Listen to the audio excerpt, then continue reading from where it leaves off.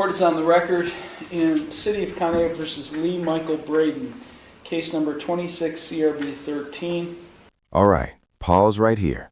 This case starts as domestic violence, which is serious. First-degree misdemeanor means possible jail time. But what matters most in cases like this?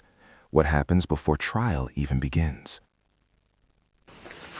On January 20th, 2026, Mr. Braden pled not guilty to one count of domestic violence, a first-degree misdemeanor. And this case is set today for a first pretrial conference. Present in the courtroom is Mr. Braden. He's accompanied by his attorney, Joseph Loftus. Mr. Loftus, you're retained? I am, Judge. Okay. Also present is Law Director John Lewis. Mr. Lewis, the court is in receipt of a pretrial report. Thank you, Your Honor. Prior to going on the record, I had a conversation with the alleged victim in this case, Marcus Braden. He is present in the courtroom at this time. Based on that conversation, Your Honor, the city would move to amend the domestic violence charge to one of aggravated disorderly conduct under Ordinance 509.03A1E3A. That's a fourth-degree misdemeanor. With that amendment, the city, in exchange for the plea to that charge, would recommend probation. Whatever fine the court would deem appropriate, along with the court costs of the case. And Marcus Braden is not requesting any kind of a post-conviction no contact order. This is a huge moment. The charge just got downgraded. Domestic violence reduced to aggravated disorderly conduct. That's not a loophole, that's strategy. Prosecutors do this when victims don't want to proceed or when proof might not survive trial. Thank you. Thank you. Marcus Braden, good afternoon. Mr. Braden, it's my understanding that you are consenting to an amendment to the original charge of domestic violence to aggravated disorderly conduct. Is that what you wish to do today? Yes. You consent to that? Yes. Okay. Mr. Loftus? Judge, that's my understanding of the pretrial discussions with the prosecutor. That offer has been relayed to my client. He is amenable to that as a proposed resolution for this case. I would just reserve some time to make some mitigation of sentence arguments as well as to be heard on the probation aspect of the proposed sentence. Otherwise, he is willing to accept that offer and enter a plea of guilty to the amended charge. Okay. Now watch closely. The judge is about to make sure this plea is airtight. Courts do this to protect the case from appeals later. If the defendant doesn't understand his rights, the entire plea can fall apart. Okay, Mr. Braden, it's my understanding today that you wish to enter a guilty plea to an amended charge of aggravated disorderly conduct. Is that what you wish to do today? Yes, Your Honor. You understand by pleading guilty to this amended charge that you are waiving your right to a trial, which Yes. includes your right to cross-examine witnesses and to confront evidence presented against you. You'd be waiving your right to testify or not to testify without any negative connotation. You'd be waiving your right to subpoena witnesses. You'd be waiving your right to a jury trial. You'd be waiving your right to be proven guilty beyond a reasonable doubt. All of those are trial rights you'd be waiving by pleading guilty to this amended charge. Is that what you wish to do today? Yes. You are represented by Mr. Loftus. Have you had sufficient time to consult with him, and are you satisfied with his counsel? Yes, Your Honor. Are you currently under the influence of any drugs, alcohol, or prescription medications that might affect your thinking? No, I'm not. Are you currently on probation, parole, community control, or post-release control with any court? No, Your Honor. Has anyone made any promises to you about what your sentence will be in order to induce you to plead guilty to this amended charge? No, sir. And are you thinking clearly? Do you understand everything that's happening? Absolutely. Okay, I'm going to provide to you, Mr. Loftus, a written waiver of trial rights and right to a jury trial and acknowledgement of effective plea. If you find that document acceptable, you can sign and date at the bottom. What this is basically a written recap of what he was going to obviously with regards to certain rights because of the resolution that we reached. If you understand and agree to that, I know you do, and you will sign it.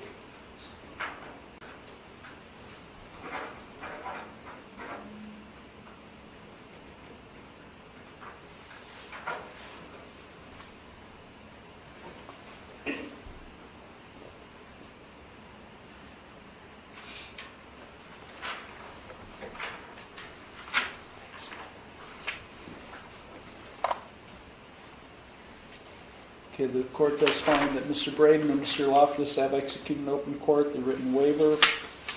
The court does find the proposed resolution acceptable. I do find that the defendant's plea of guilty to the amended charge of aggravated disorderly conduct, the 4th-degree misdemeanor, and a violation of Section 509.03A1E3A of the codified ordinances of the City of Conneaut to be knowing, voluntary, and intelligent. The court will accept the guilty plea to the amended charge. Guilty plea accepted. Game officially over. From this point forward, this is no longer about innocence. It's about damage control. Sentencing is where lives quietly change. And I will therefore find him guilty of this offense. We'll now proceed to sentencing. Mr. Loftus, is there anything you or your client would like to say in mitigation of sentence? Judge, just for context for the court, this case comes from an incident between family members. We have a father and son here today. A family situation that my client, through discussing things with me and talking about how this kind of came to fruition, something that could have been handled differently. Disagreements between family and trying to get points across and the father-son relationship. It could have been handled in a more appropriate manner, and that's something that Mr. Braden understands and acknowledges.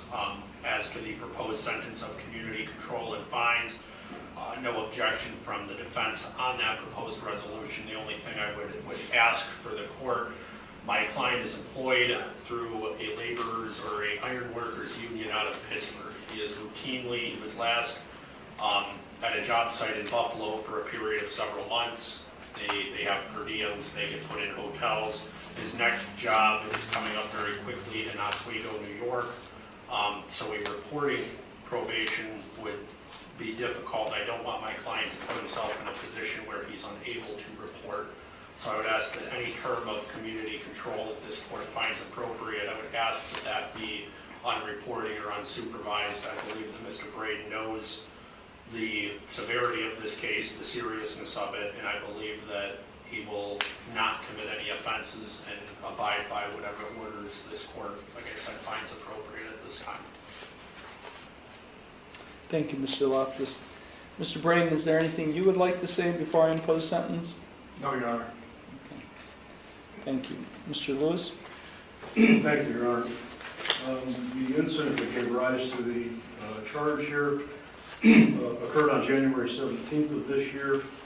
Officers responded to 202 West Main Road for a domestic violence report. They arrived, they encountered Marcus Braden, who described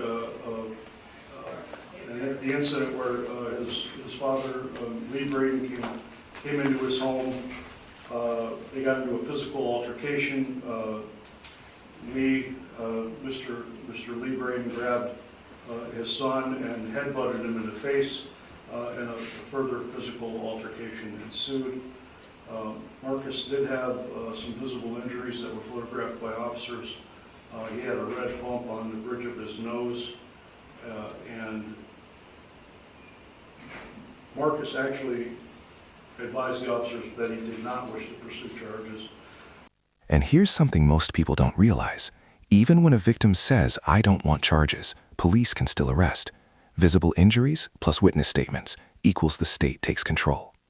But due to the visible injury, the officers decided that Mr. Lee Braden would be arrested on domestic violence. Mr. Lee Braden also did provide a written statement, Your Honor, and there was also an eyewitness to the physical altercation. Thank you. Thank you. Any response to that, Mr. Law? I'm sorry, let me inquire Marcus Braden first. Marcus Braden, is there anything you would like to say at this time before I impose sentence? No, Your Honor. Okay. Mr. Loftus, any response to? Like I previously said, Judge, Mr. Braden was requested to come over to try to diffuse what he believed at that time to be a situation, and again, tempers and emotions were kind of running higher than normal, which led to this incident that, again, my client acknowledges is not being necessarily the most appropriate way to handle it. But Attorney Lewis's recount of what these included in the police reports and statements is correct.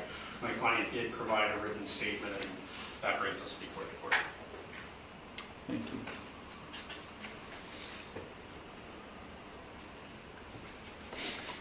Well, you do have quite a criminal history, Mr. Braden. Of course, it's, I think, probably 10 or 12 years. There's been nothing on your record, but prior to that, it's pretty significant.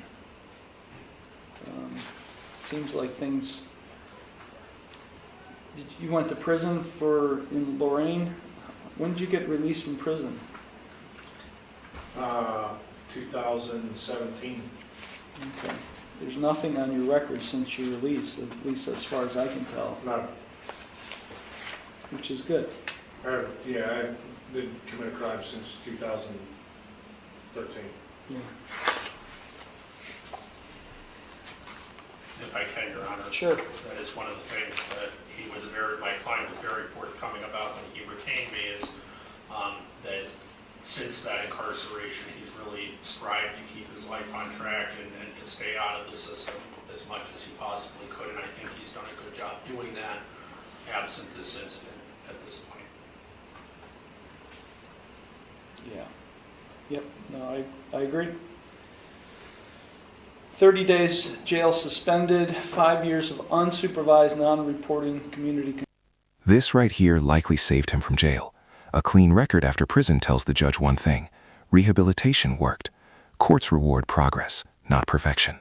Control, $250 fine and costs. You do not want a no contact order, Marcus Braden?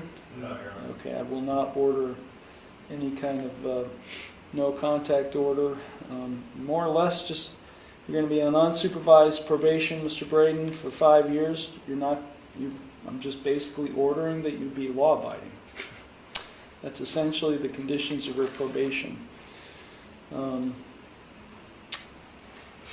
advising you of your right to appeal, without cost, of your right to have counsel appointed on appeal without cost, of your right to have documents provided you necessary to file an appeal without cost, and of your right to have a notice of appeal timely filed on your behalf. Total fines and costs are going to be roughly $402. The clerk will give you the exact amount owed. Are you able to pay that today, or do you need time to pay? Not all of it. If you give me 30 days, that'd be great. Okay, I'll give you until Tuesday, March 10th. We'll set this case for a payment review hearing after March 10th. If you've paid in full by then, by the deadline, we will cancel. If you have not paid in full, you must appear for that hearing. Sure. Okay, is there anything further, Mr. Lewis? No, sir, thank you. Mr. Loftus? No, Judge, thank you. Marcus Braden, do you have any questions? No. Okay, thank you very much. Mr. Braden, you go to the clerk's window, and then you'll be set up on our probation system. Thank you.